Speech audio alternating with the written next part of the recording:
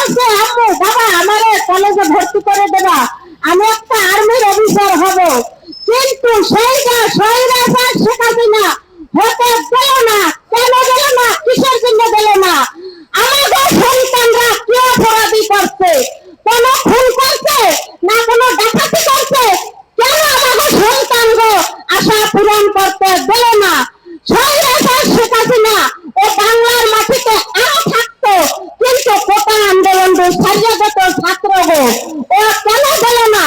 তারপরে আমাদের সন্তানের গতি বউ অন্যায় পাইতো ও জেলখানায় ধরে থাকতো, আমরা একদিন একদিন সন্তান ফিরে পাইতাম। আমাদের সন্তানরে মাঝে ফেলাইতো এসে গুল্লি দিয়া, পুলিশ গো অর্ডার দেশে নেট বন্ধ করে গুল্লি দিয়া মাঝে ফেলাইছে। সন্তানের জীবন কি শেখ হাসিনা ফেরত দিতে পারবে? ডাক্তার ইনুসটা এই চেহারটা পাইতো না জীবনে।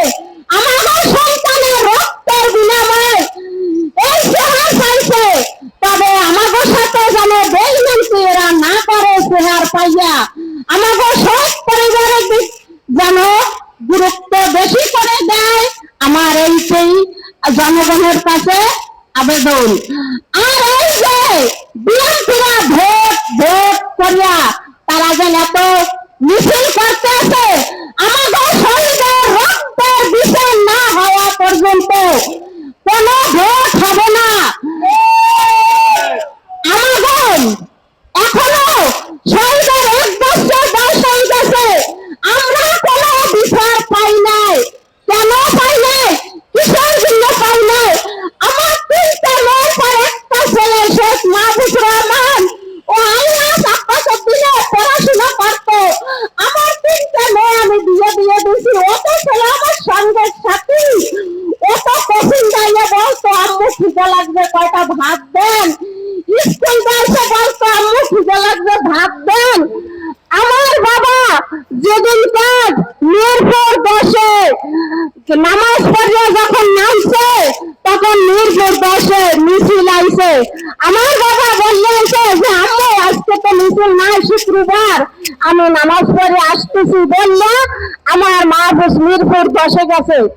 আমার মা বুঝরা মিরপুর বসে এই পুলিশের গুলিতে আমার মা বুঝ মারা যায়। আমি ওই দিনকে আমার মা বুঝরে দুঃখ পাইলাম না। তারপরে আমার মা বুঝরে সরাসরি হাসপাতাল পুলিশের কথা লাইতে দেখবে আমার সন্তানের জীবন বেঁচে গেছে, আমার সন্তানকে ফেরত দিতে পারবে? অথবা আমরা বিচার চাই, বিচার চাই, আপনাদের কাছে বিচার চাই, বিচার চাই। আমাদের শহীদ প্রিয় ভাই শহীদ মাহফুজের মায়ের এই আকুতি প্রশাসনের কানে